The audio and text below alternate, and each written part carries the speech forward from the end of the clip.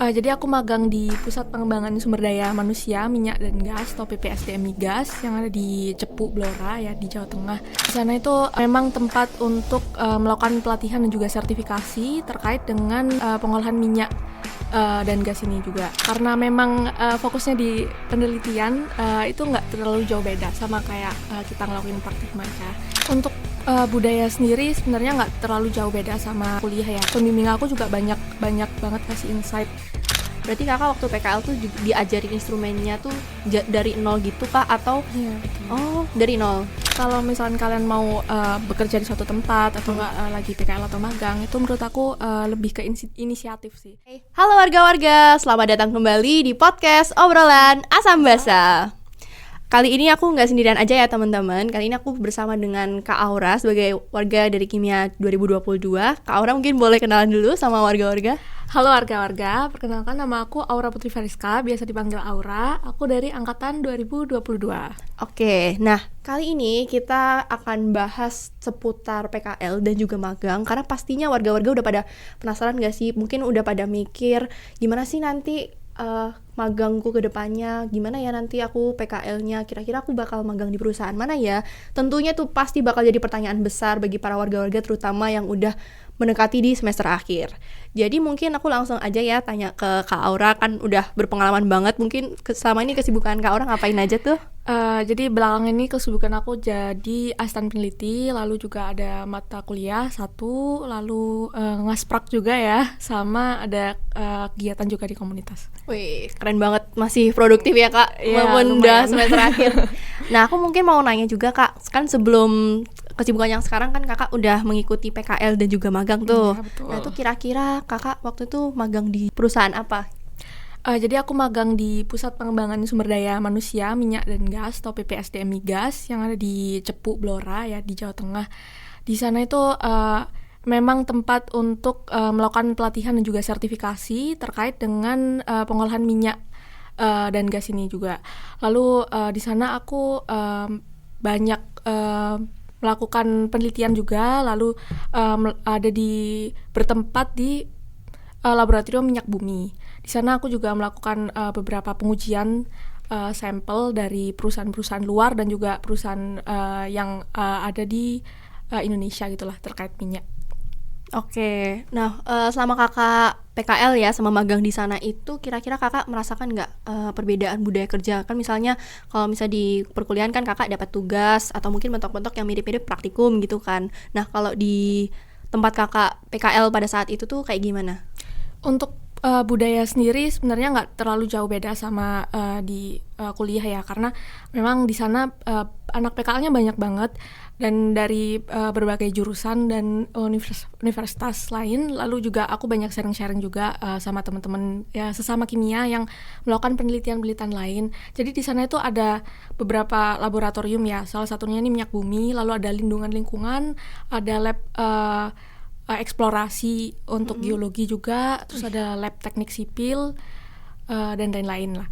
Nah di situ kita melakukan mini penelitian untuk terkait dengan topik fokus kita masing-masing. Lalu juga karena memang fokusnya di penelitian, itu nggak terlalu jauh beda sama kayak kita ngelakuin praktikum aja.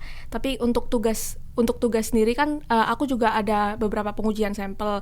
Nah itu mungkin yang berbeda ya sama yang ada di kuliah. Oke. Wih, berarti nggak terlalu beda banget gitu ya kak ya? Nggak jauh beda sih lingkungannya. Oke. Mungkin pertanyaan selanjutnya dari aku. Nah menurut kakak dari tugas-tugas yang kakak lakukan itu, menurut kakak PKL magang ini tuh kayak mengasah skill gitu atau kayak sebuah simulasi jadi employee gitu kasarannya?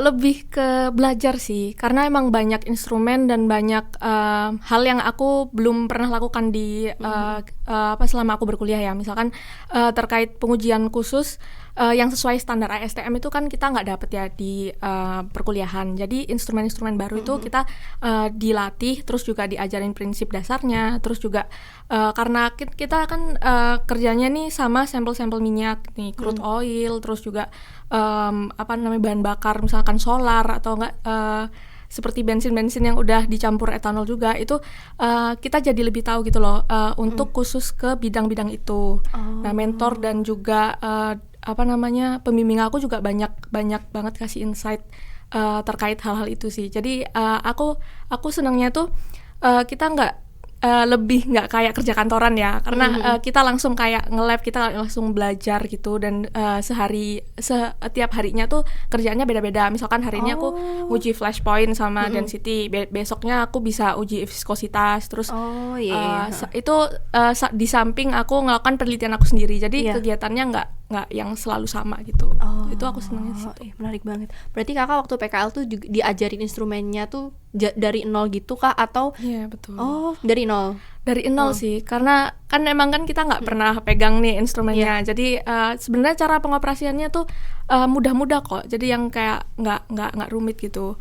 Tapi yang lebih penting itu kan kita kan nggak pernah mempelajari secara lebih dalam terkait minyak bumi nih ya. Nah, di situ kita bisa jadi lebih tahu gitu. Karena di sini topik penelitian aku itu tentang desulfurisasi pertasol. Pertasol CB ini Pertamina Solvent itu. Aku treating untuk mengurangi kadar sulfurnya. Tuh. Nah, itu insight yang bagus juga untuk untuk aku yang sebelumnya emang orang organik tapi belum pernah megang itu gitu. Oke, mungkin pertanyaan terakhir dari aku ya kak, selama kakak PKL sama magang itu ada nggak hal-hal kecil yang menurut kakak tuh nanti berdampak besar gitu buat kakak? Untuk hal kecil ya, jadi menurut aku sih kalau misalkan kalian mau bekerja di suatu tempat atau nggak lagi PKL atau magang, itu menurut aku lebih ke inisiatif sih. Kan di sana itu banyak hal baru ya yang menurut yang pasti lebih beda gitu sama di kuliah. Kalian harus banyak tanya lah ke mentornya atau enggak ke dosen atau enggak ke pembimbing kalian untuk mungkin untuk tahu lebih dalam lah sama budaya kerja di sana, atau enggak mungkin prinsip-prinsip dari alat yang kalian nggak tahu gitu, atau enggak di sana kan mereka pastinya punya lebih banyak pengetahuan dari kalian ya. Kalau bisa kalian coba gali lebih dalam gitu loh tentang noted. Ya, tentang hal-hal itu. Terus menurut aku juga ketika kan di sini aku PKL itu nggak yang setiap hari selalu sibuk gitu ya. Nah, kalau misalkan kita diem aja itu ya mungkin bakal tahu lebih sedikit. Tapi karena kalau misalkan kita nge-reach out terus misalkan minta tanya ke dosen pembimbing kira-kira apa yang bisa dilakukan lebih ya, itu pasti kita bakal dapat kerjaan gitu. Jadi menurut aku lebih ke reach out pembimbing kalian di sana, terus mungkin bantuin juga itu. Intinya kayak inisiatif gitu ya, kepo gitu, harus mau ngapa-ngapain betul. aja gitu. Oke, mungkin pertanyaan aku satu lagi, dari kakak tuh apa sih yang kakak dapatkan selama PKL sama magang ini? Pastinya ilmu sih. Jadi aku banyak tahu gimana cara kerja suatu industri itu, terutama industri yang di BPSDM ini kan juga buka sertifikasi sama pelatihan ya. Aku jadi punya insight gitu loh, kalau misalkan aku nanti kerjanya di oil and gas industry itu bakal seperti apa. Terus juga di sana ada tahapan-tahapan khusus gitu dalam proses produksi, yang mana aku cuman mempelajari salah satu aspeknya aja kan di minyak bumi gitu. Nah, itu yang membuka insight lebih lagi, karena emang aku ada minat juga di oil and gas industry gitu. Berarti itu meyakinkan kakak banget nggak buat ambil peminatan di situ? Mungkin barangkali jadi referensi karir gitu. Iya, soalnya sebelumnya emang aku ambil mata kuliah biofuel ya, itu itu relate banget dari sih. Situ ya. Iya, itu relate banget kalau kalian mau. Keren banget. Iya. Oke, mungkin pesan terakhir buat warga-warga buat meyakinkan. Pesan terakhir untuk saat PKL dan magang ini, kalau bisa kalian harus banyak inisiatif ya ke pembimbing, terus juga kalian manfaatin lah waktu kalian ini yang di luar kuliah untuk menambah wawasan dan ilmu kalian gitu. Oke, keren banget kak, sumpah. Aku sendiri juga merasa sangat terilhami gitu ya dari cerita-cerita kakak tadi. Makasih banget kakak buat sudah menyempatkan waktunya buat ngobrol di obrolan Asam Bahasa kali ini. Gimana warga-warga, kira-kira penasarannya udah Udah gak penasaran lagi kah? Nah, makasih buat warga-warga yang udah tuning in di obrolan Asam Basa kali ini. See you di podcast selanjutnya. Sampai jumpa.